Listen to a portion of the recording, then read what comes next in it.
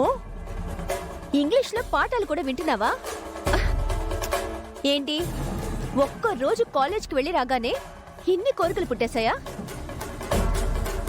నీలాంటిది 10 pass అవడమే ఎక్కువ.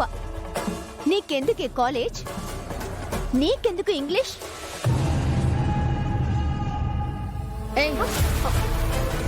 ఏయ్, ఏంటి చేయి పట్టుకున్నావు? వద్దు.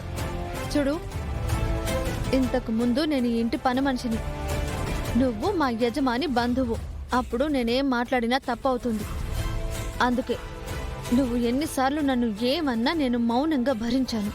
ఏం చేస్తావే నువ్వు? ఇప్పుడు నేను పని మనిషిగా రాలేదు. నువ్వెలా అయితే ఈ ఇంటికి అతిథిగా వచ్చావో అలాగే నేను కూడా ఈ ఇంటికి అతిథిగా వచ్చాను. అతిథితో అమర్యాదగా ప్రవర్తిస్తే బాగుంటుందా చెప్పు? ఏంటే తమాషాగా ఉందా?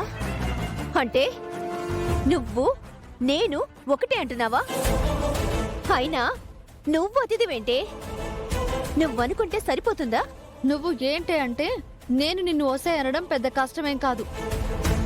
చంద్రిక అత్త కాలేజ్కొచ్చి గార్డియన్గా నా కోసం సంతకం పెట్టినందుకు అమ్మగారు నాకు శిక్ష వేశారు కాబట్టి చంద్రిక అత్తకి మాట రాకూడదు అని, తనని అమ్మగారు ఏమీ అనకూడదు అని నేను ఈ పనులన్నీ చేస్తున్నాను.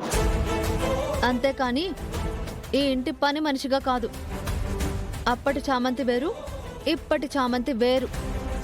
చేసే పనుల్లోనే కాదు, మాట్లాడే మాటల్లో కూడా తేడా ఉంటుంది. నువ్విలా అతిగా ప్రవర్తిస్తే నా చేతల్లో కూడా తేడా ఉంటుంది. ఏంటి బెదిరిస్తున్నావా నన్ను? ఏయ్, give respect and take respect. ఓహో, కాలేజ్లో అడుగు పెట్టగానే ఇంగ్లీష్ ఒకటి నాకే వార్నింగ్ ఇచ్చేంత పొగరెక్కిందా నీకు? నీ సంగతి చూస్తానే. ఏయ్, ఇప్పుడు నీ చెయ్యి పట్టుకున్నాను.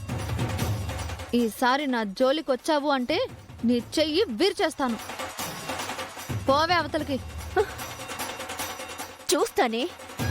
చూస్తాను నువ్వెన్ని రోజులు ఇంట్లో ఉంటావో నేను కూడా చూస్తాను.